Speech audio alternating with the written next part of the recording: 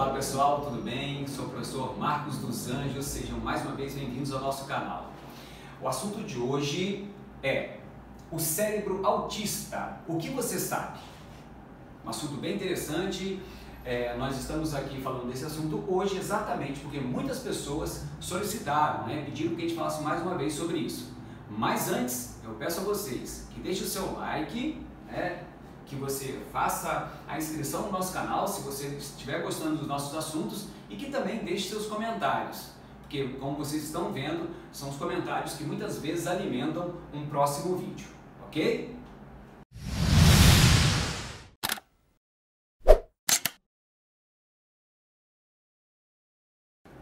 Então pessoal, começando o assunto de hoje, o cérebro autista, o que você sabe, Bom, muitas pesquisas estão sendo realizadas em relação ao autismo, até porque a incidência no mundo tem aumentado bastante. Veja que para cada 59 nascidos, crianças que nascem hoje no mundo, uma tem o quadro do transtorno do espectro autista, tá bom? Você veja que a incidência é relativamente alta. Se caracteriza o autismo, como a gente já comentou num vídeo passado, num vídeo que já tratava do tema, ele é um transtorno do neurodesenvolvimento, ok? Então, nós estamos falando que durante o desenvolvimento do sistema nervoso, então poderia estar acontecendo algumas coisas que poderiam levar ao transtorno, a um problema nessa questão do desenvolvimento da criança, tá bom? Muito bem. Quando nós falamos de transtorno do neurodesenvolvimento, nós estamos falando de fatores genéticos e fatores ambientais que poderiam estar envolvidos. Nós sabemos que, como foi comentado no vídeo anterior também, que a mãe, durante a gestação, tem que tomar muito cuidado na forma a qual ela enxerga as coisas à sua volta, Então, veja, estresse, ansiedade, medo, raiva, quase hoje em dia ninguém tem estresse, na verdade, mas imagina a mãe então, que está ali desenvolvendo uma criança, então tem que ter esse cuidado, em especial, quando tiver em gestação, para exatamente não passar dos limites do que diz respeito a esse tipo de situação. A gente não consegue abrir mão de situações estressantes, mas tem que cuidar com o mal que a gente deixa que isso venha a desenvolver dentro do útero materno e, portanto, comprometer o desenvolvimento da criança. A gente já falou um pouco sobre isso. Mas também a gente sabe que fatores ambientais podem estar envolvidos no desenvolvimento do transtorno. A gente tem visto muitas pesquisas que apontam para as questões da dieta, como por exemplo a questão de metais pesados, como o uso excessivo de agrotóxico, e portanto intoxicação, isso da mãe, ainda em gestante, e depois da criança, após o nascimento. Nós vimos que tem artigos que apontam a questão, por exemplo, do mercúrio. O uso abusivo do mercúrio poderia estar envolvido na questão também de trazer problemas para o neurodesenvolvimento, tá?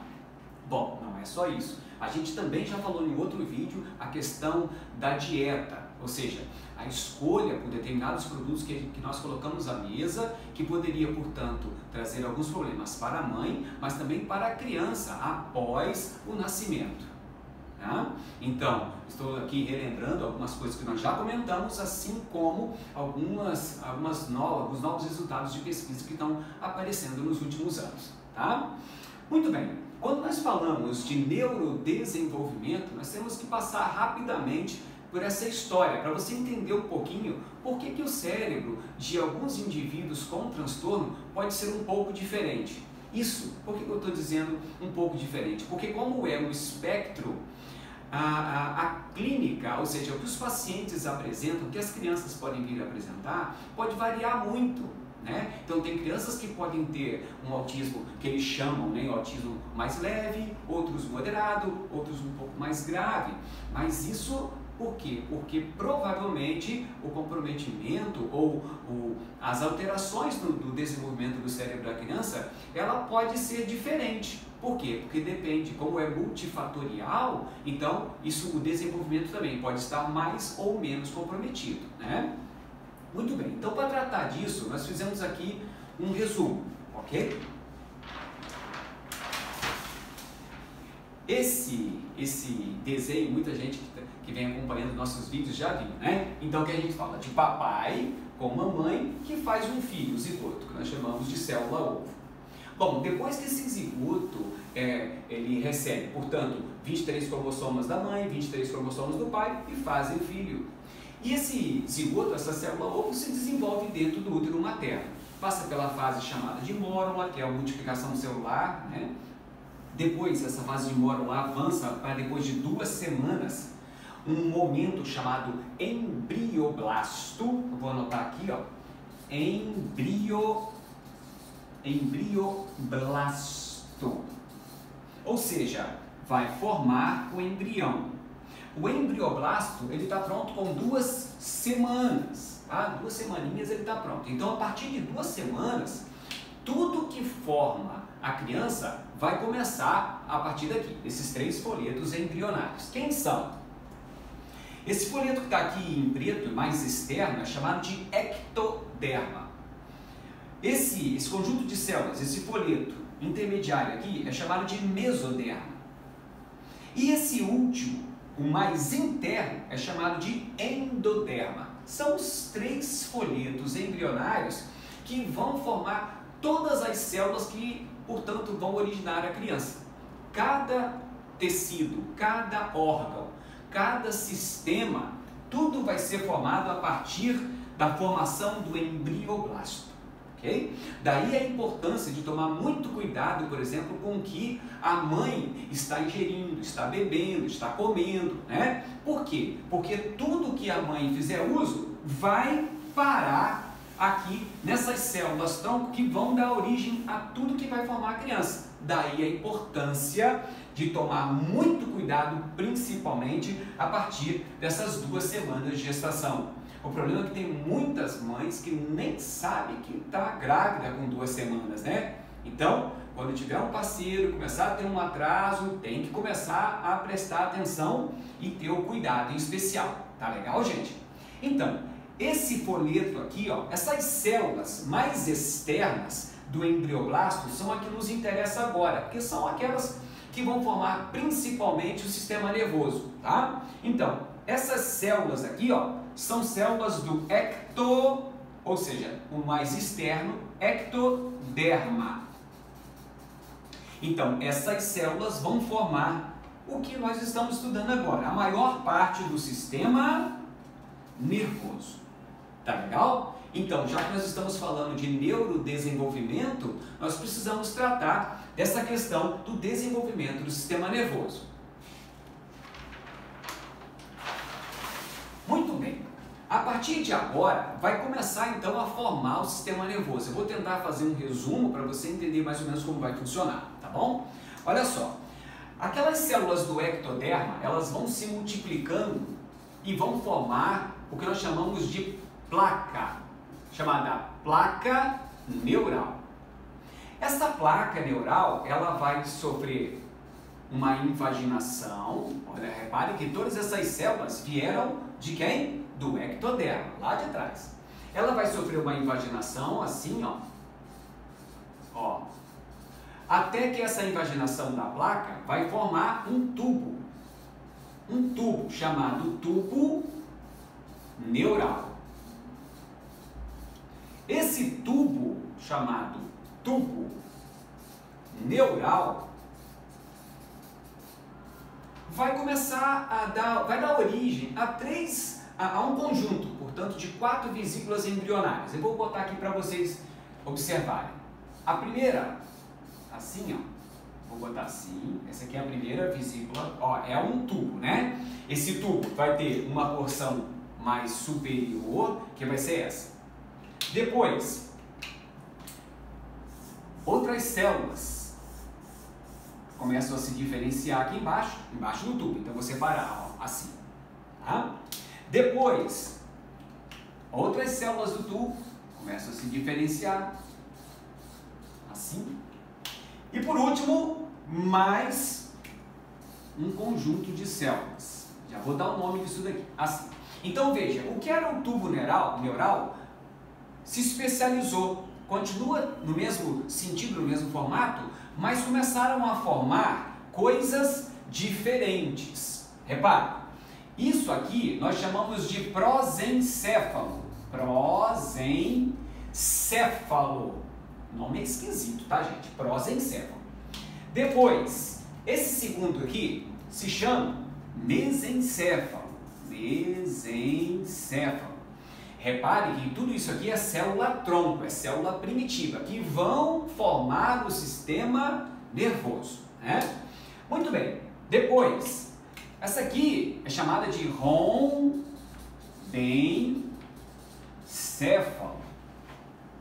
E por último, aqui vai ter uma medula primitiva. Uma medula primitiva. Ok? Tudo bem, pessoal? Então eu tenho, a partir da formação desse tubo neural, as células do tubo começam a ter características diferentes. Olha só, essas aqui se multiplicam e formam um prosencéfalo. Essas aqui se multiplicam e vão formar o mesencéfalo. Essas aqui se multiplicam e vão formar o rombencéfalo. E essas últimas aqui embaixo vão formar a medula primitiva, ok? Aí você vai dizer assim, meu Deus, por que eu tenho que saber tudo isso? Calma, estou fazendo um resumo, lembra que eu falei? É só um resumo. Então, o prosencéfalo aqui é o que me interessa, porque o conjunto de célula-tronco chamada prosencéfalo é que vai dar origem ao cérebro. Então, se eu fosse fazer uma reprodução para vocês aqui, porque eu estou querendo falar do quê? Do cérebro autista, lembra disso? Então, vou virar aqui. E daí, olha só, de novo, eu vou ter aqui, ó, lembra? O prosencéfalo, depois o mesencéfalo, depois o rombencéfalo, e depois aquela medula primitiva, ok? Assim, então vou botar aqui para você ver, ó. Prosencéfalo, mesencéfalo, rombencéfalo e uma medula primitiva. Por que me interessa o prosencéfalo? Porque essas células tronco do prosencéfalo vão formar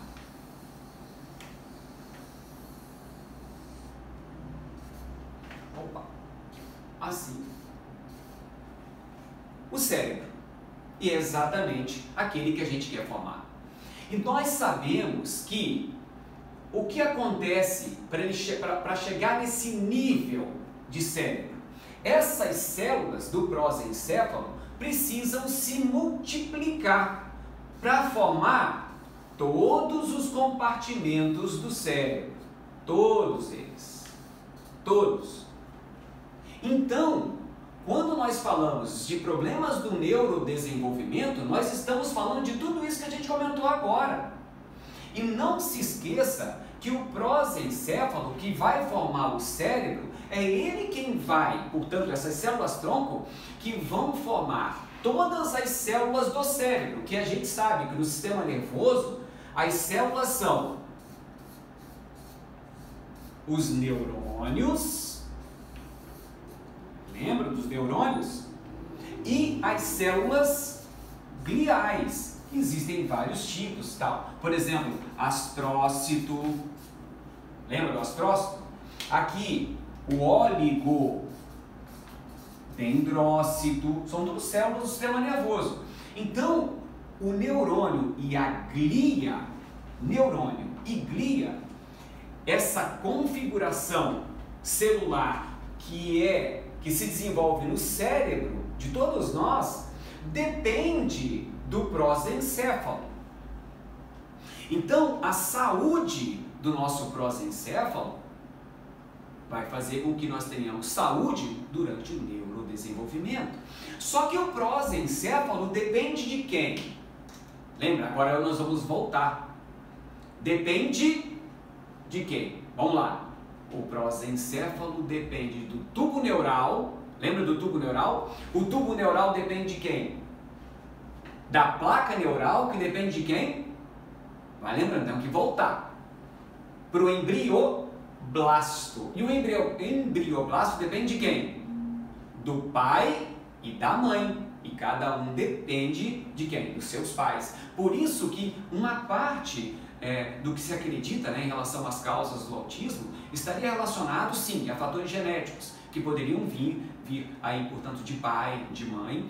Outros apontam para fatores ambientais, que poderiam estar alterando o desenvolvimento do sistema nervoso depois, ainda na fase intrauterina ou fora dele, de acordo com outros fatores que poderiam estar influenciando essas alterações de desenvolvimento. Olha só como tem coisa aqui. Então, quando nós falamos de cérebro, nós estamos falando dessas células-tronco que estão formando o cérebro inteiro.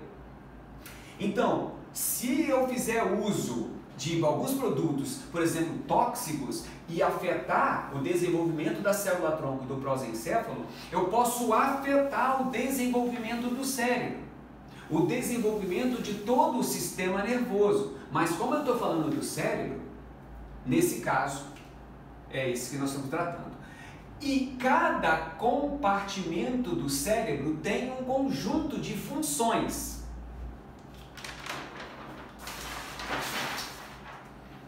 O cérebro, como eu disse, ele é dividido em compartimentos. Então, aqui eu tenho o lobo frontal. Então, o lobo frontal, ele tem várias funções. Por exemplo, tomada de decisão, avaliação de aspecto moral, mudanças de estratégia. Aqui nós temos também empatia. Nós temos aqui também a motivação. Tudo isso está ali dentro do compartimento frontal. Aqui também, nós também podemos ter linguagem, ou seja, a capacidade de se expressar verbalmente, né? Eu vou ter aqui também a motricidade, ou seja, a capacidade de se movimentar. Olha quanta coisa aqui na frente, nesse compartimento aqui na frente, né? Aqui atrás tem uma palavra-chave no lobo parietal. Vou botar aqui, ó, parietal. Esse compartimento aqui, ó. Aqui tem uma palavra-chave chamada somestesia. O que é isso, professor? Somestesia é a capacidade que nós temos de perceber as coisas à nossa volta, do tipo tato, pressão, vibração, cócegas, prurido, frio, calor, entende? Tudo que a gente pode sentir ao longo do corpo, assim é melhor. Então, o tato, a dor, tudo isso eu posso perceber ao longo da superfície corporal e tudo isso é interpretado aqui no lobo parietal. Aqui atrás, o lobo occipital, nome esquisito, mas é isso mesmo. Muitos aspectos relacionados à visão, a capacidade do indivíduo ver, de montar a imagem, acontece aqui. A questão das cores, né? Noção de profundidade, tudo isso acontece no lobo occipital. Ainda tem o lobo temporal. O lobo temporal, muitas funções associadas aqui à função auditiva. Aqui também função olfativa. Olha só, tem um compartimento aqui também no centro, na região central, chamada lobo límbico. Aqui no centro, que cuida muito das questões, por exemplo, de comportamento emocional, regula a fome, a sede, o sono, a vigília, tudo isso, veja, está aqui nessa região central chamada lobo límbico. Ainda tem mais um lobo chamado lobo da ínsula, ou seja, nós temos 6 compartimentos no cérebro, 6, chamados de lobos. E cada lobo desse faz um monte de função, ok? Só que nunca se esqueça que cada função dessa depende das células que formam o sistema nervoso, que são, de novo, os neurônios e a glia. ok? Esses neurônios e essa glia, elas, para que cada compartimento do cérebro cumpra bem a sua função, o neurônio e a glia tem que ter um desenvolvimento, o quê? Saudável. Então, se o indivíduo tiver dificuldade durante, se a mãe, por exemplo, tiver, né, dificuldade durante a gestação, estresse muito alto, ansiedade, tudo que a gente já comentou, isso pode vir a prejudicar o neurodesenvolvimento e, portanto, afetar essas funções, né, prejudicar, fazer com que isso fique diferente nos indivíduos com TEA. Tá? Isso por quê? Porque estresse, ansiedade materna pode afetar o neurodesenvolvimento. Depois que nasce também, como a gente já comentou, o que a criança faz uso, esse ambiente, né, o uso do alimento que a mãe coloca à mesa, o que a criança bebe, ou seja, esse meio que cerca a criança, também existem fatores que podem estar envolvidos com o surgimento do TEA. Então, na verdade, o cérebro autista, ele é diferente sim. Né? Como algumas pesquisas apontam, existem, por exemplo, alterações que nós podemos encontrar no lobo frontal, e se isso é verdadeiro, se a configuração do lobo frontal é diferente, também poderia apresentar aqui algumas dificuldades relacionadas à função desse lobo, né? Como por exemplo o movimento, como por exemplo a própria empatia, né? Que é o fato de você, como é que eu posso explicar a empatia? Você olhar para alguém, né, e identificar os sinais de carinho, por exemplo, quando a mãe ri, normalmente o que você faz? Você ri junto, né? Você ri, acompanha a mãe. Uma criança com autismo pode ter isso reduzido, ou às vezes nem tem, porque ele não consegue ter essa empatia com a mãe ou qualquer outra pessoa. Por que isso? Porque o lobo frontal dele pode estar diferente. O lobo parietal, algumas crianças também têm alterações somestésicas, elas têm dificuldade, alguns autistas têm dificuldade, por exemplo, para tocar alguns objetos, para lidar com algumas texturas. Isso pode acontecer porque o lobo parietal dela é um pouquinho diferente. Outros podem ter alterações do lobo occipital e, portanto, pode também ter algum tipo de alteração relacionada à visão.